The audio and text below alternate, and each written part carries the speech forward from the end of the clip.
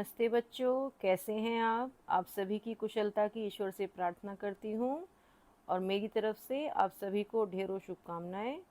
इन्हीं ढेरों शुभकामनाओं के साथ हम चलते हैं अपने वीडियो की तरफ। और वीडियो में आज जो हम पाठ लेने वाले हैं वो है वसंत भाग 3 कक्षा 8 के लिए हिंदी की जो पाठ्य पुस्तक है उसका पहला पाठ लाख की चूड़ियाँ। हम आज उसको पढ़ेंगे और समझेंगे।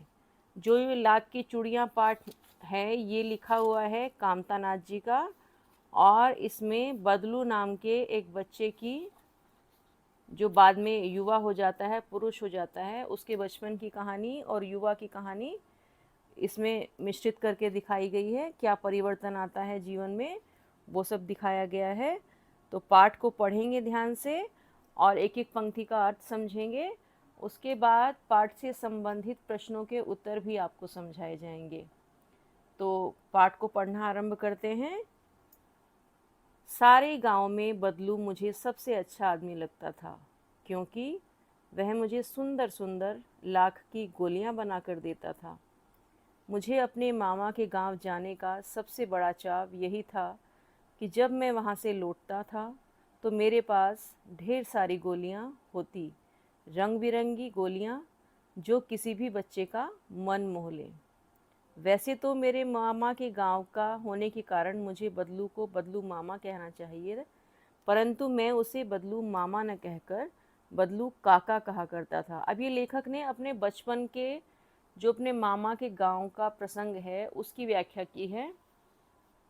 वहाँ कोई बदलू नाम के व्यक्ति थे, क्योंकि ऐसा होता है, आप जाएंगे अपने यदि पिता के पैतृक गांव जाते हैं तो वहाँ सबको दादा चाचा ताऊ ये सब कहना पड़ता है, और जो रिश्ते होते हैं। यदि माँ की तरफ के गांव जाते हैं, माता जी की तरफ के, तो वहाँ के रिश्ते होते हैं मामा नाना मामी मौसी, ये सारे रिश्ते होते हैं। तो उसी के आधार पर कहा है कि क्योंकि वो मेरे मामा के गांव थे, इस रिश्ते के नाते मुझे उन्हें मामा कहना चाहिए था, लेकिन मैं उन्हें बदलू काका कहा करता था, जैसा कि गांव के सभी बच्चे उसे कहा करते थे। क्योंकि गांव के सारे बच्चे काका कहा करते थे तो मैं भी काका कहा करता था। बदलू का मकान कुछ ऊंचे पर बना था। मकान के सामने बड़ा सा सहन था जिसमें एक पुराना नीम का वृक्ष लगा था। सहन कहते हैं खुली जगह होती है, आंगन जैसे होता है इसी तरह बड़ी सी खुली जगह होती है। तो वहाँ एक नीम का वृक्ष था, उसी के नीचे बैठकर बदलू अपना काम किया करता था। बगल में भट्टी दहकती रहती थी जिसमें वह लाख पिघलाया करता था। अब बदलू काम क्या किया करता था, लाख की चूड़ियाँ बनाया करता था। जैसे आपने आजकल देखा होगा कि कांच की चूड़ियाँ बड़े प्रचलन में हैं। तो पहले कांच की चूड़ियाँ नहीं पहनी जाती थी, एक लाख आती थी मिश्रण, उससे चूड़ियाँ बनाई जाती थी। सामने एक लकड़ी की चौखट पड़ी रहती थी जिस पर लाख के मुलायम होने पर वह उसे सलाख के समान पतला करके चूड़ी का आकार देता था। पास में चार छह विभिन्न आकार की बेलनुमा मुंगेरियां रखी रहती थी, जो आगे से कुछ पतली और पीछे से कुछ मोटी होती। लाख की चूड़ी का आकार देकर वह उन्हें मुंगेरियों पर चढ़ाता, गोल और चिकना बनाता, और तब एक एक करके पूरे हाथ की चूड़ियाँ बना चुकने के बाद वह उन पर रंग करता। मुंगेरी होती है जिससे आकार दिया जाता था चूड़ी को, गोल आकार। तो वो जो एक जूते भी बनाते हैं तो उसकी आकृति रखते हैं ना, ऐसे ही चूड़ी बनाने के लिए भी उन्होंने मुंगेरी आकृति रखी हुई थी और उसी से वो चूड़ी बनाया करते थे। बदलू यह कार्य सदा ही एक मचिए पर बैठकर किया करता था, जो बहुत ही पुरानी थी। मचिया होता है, उन्होंने चारपाई जो बहुत ही पुरानी थी। बगल में ही उसका हुक्का रखा रहता था जिसे वह बीच बीच में पीता रहता था। गांव में मेरा दोपहर का समय अधिकतर बदलू के पास बीतता, और लेखक को बदलू का ये सब क्रियाकलाप बड़ा भाता था, इसीलिए वो दोपहर में अक्सर उनके पास जाकर बैठ जाया करता था। वह मुझे लला कहा करता और मेरे पहुंचते ही मेरे लिए तुरंत एक मचिया मंगा देता। मचिया का अर्थ मैंने भी आपको बताया, चारपाई होता है। मैं घंटों बैठे बैठे उसे इस प्रकार चूड़ियाँ बनाते देखता रहता। अब लेखक जो थे, इतना उनको रोचक लगता ये कार्य कि वो देर तक वहाँ बैठे रहा करते और लेखक को चूड़ियाँ बनाते हुए देखा करते थे। लगभग रोज़ ही वह 4-6 जोड़े चूड़ियाँ बनाता। अब जब हाथ से कार्य होता है ना, मशीनों के कार्य करने में और हाथ के कार्य करने में बड़ा अंतर होता है। मशीन से आप एक दिन में देखिए हज़ारों चूड़ियाँ बना देंगे, लेकिन जब व्यक्ति हाथ से कार्य करता है, ऐसे आपने लोहार को भी देखा होगा, वह दिन में 2 या 3, इससे ज़्यादा बर्तन नहीं बना पाएगा, क्योंकि बड़ी मेहनत लगती है। लेकिन वही मशीन से अगर सांचे में डालना है आपको, फटाफट आप निकालते जाइए मशीन के सांचे में डालकर, और हज़ारों बर्तन आप एक दिन में बना लेते हैं। ऐसे ही जो बदलू था, पूरी मेहनत पूरा दिन करता था, उसके बाद मुश्किल से 4-6 जोड़े चूड़ियाँ बना पाता। इससे ज़्यादा चूड़ियाँ वो नहीं बना पाता था, क्योंकि समय लगता था एक काम को करने में। पूरा जोड़ा बना लेने पर वह उसे बेलन पर चढ़ाकर कुछ क्षण चुपचाप देखता रहता, मानो वह बेलन न होकर किसी नववधू की कलाई हो। बेलन आपने देखा होगा, चूड़ी टांगने घर में मम्मी भी रखती हैं स्टैंड, एक लकड़ी का बेलन नुमा, उस पर चूड़ियाँ लटका कर ड्रेसिंग टेबल में लगा देते हैं, कहीं भी लगा देते हैं चूड़ी के बॉक्स में, उससे चूड़ियाँ खराब नहीं होती हैं। कलाई हो, बेलन को इतने ध्यान से देखता था जैसे वो किसी के हाथ की कलाई हो, माने किसी के हाथ में सज गई हैं चूड़ियाँ। बदलू मनिहार था। मनिहार जो चूड़ी पहनाने का कार्य करते हैं, वो होते हैं मनिहार। चूड़ियाँ बनाना उसका पैतृक पेशा था, और वास्तव में वह बहुत ही सुंदर चूड़ियाँ बनाता था। उसकी बनाई हुई चूड़ियों की खपत भी बहुत थी। उस गांव में तो सभी स्त्रियां उसकी बनाई हुई चूड़ियाँ पहनती ही थी। आसपास के गांवों के लोग भी उससे चूड़ियाँ ले जाते थे, परंतु वह कभी भी चूड़ियों को पैसों से बेचता न था। उसका अभी तक वस्तु विनिमय का तरीका था।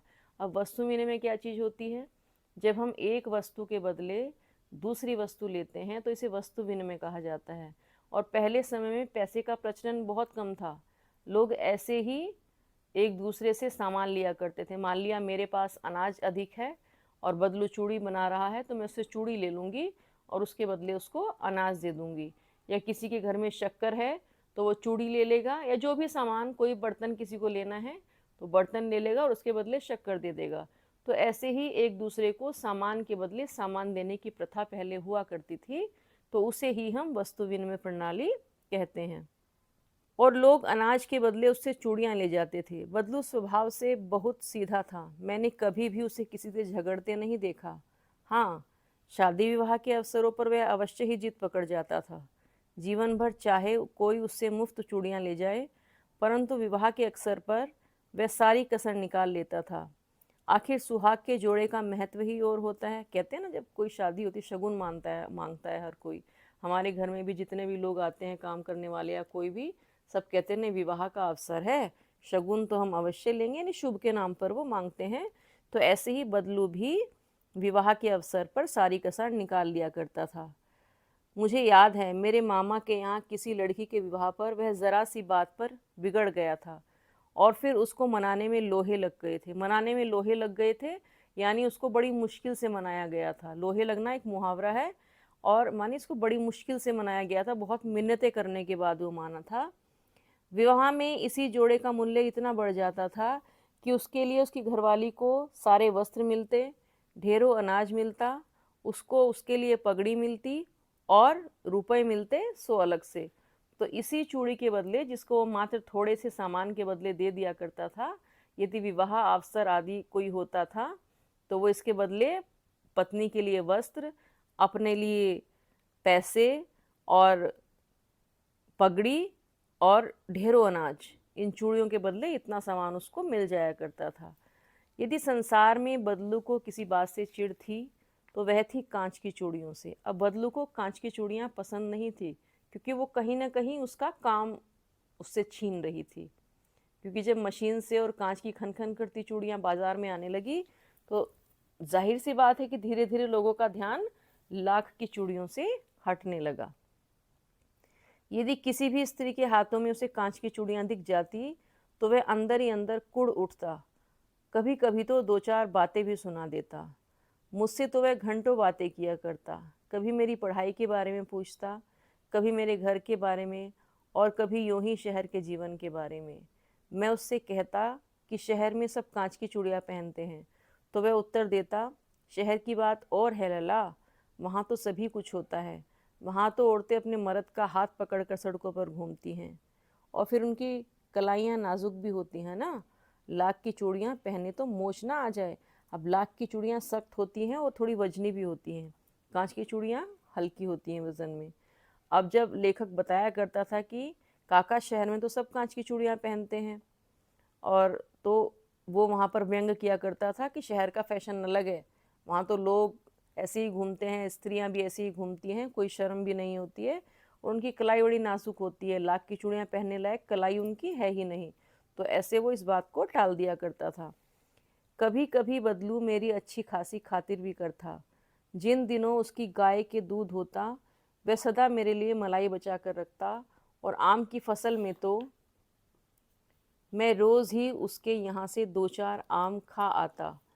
परंतु इन सब बातों के अतिरिक्त जिस कारण वह मुझे अच्छा लगता था, वह था कि लगभग रोज़ ही वह मेरे लिए एक दो गोलियां बना देता। वो गोलियां किसकी बनाता था? कांच की, वो उसकी लाख की।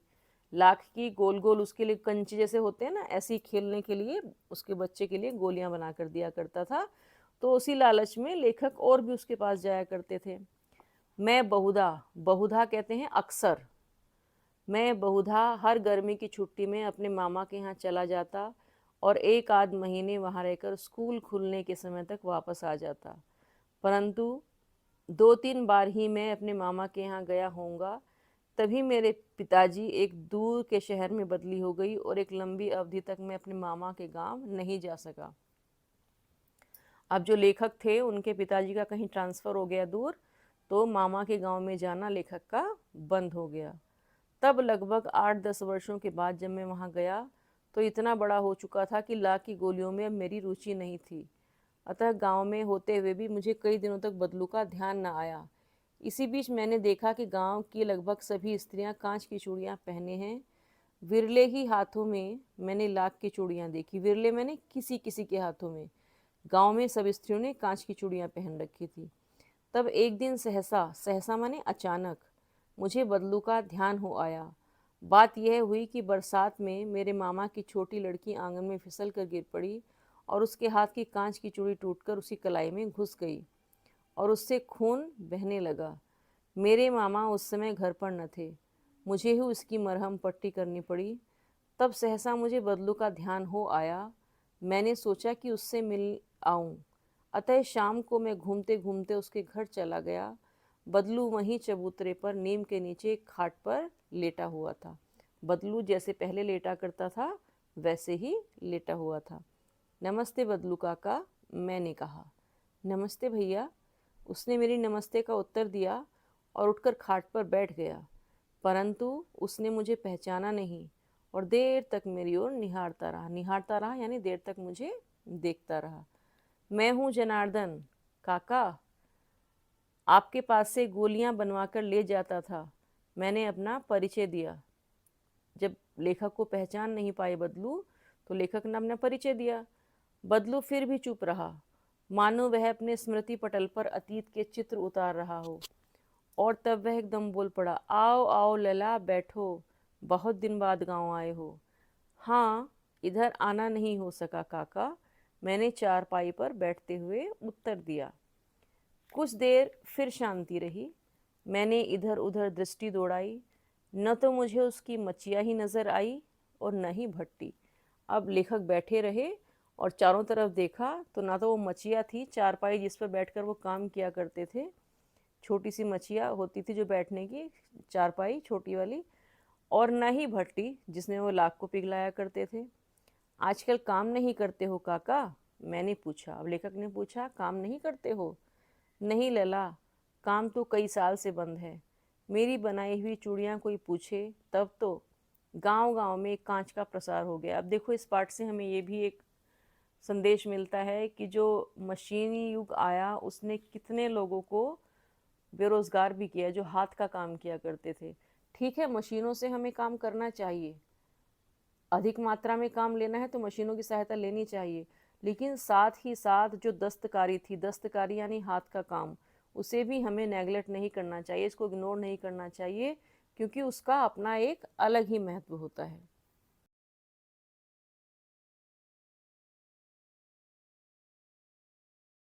फिर बोला, मशीन युग है ना ये है लला, आजकल सब काम मशीन से होता है, खेत भी मशीन से जोते जाते हैं, और फिर जो सुंदरता कांच की चूड़ियों में होती है लाख में कहाँ संभव है।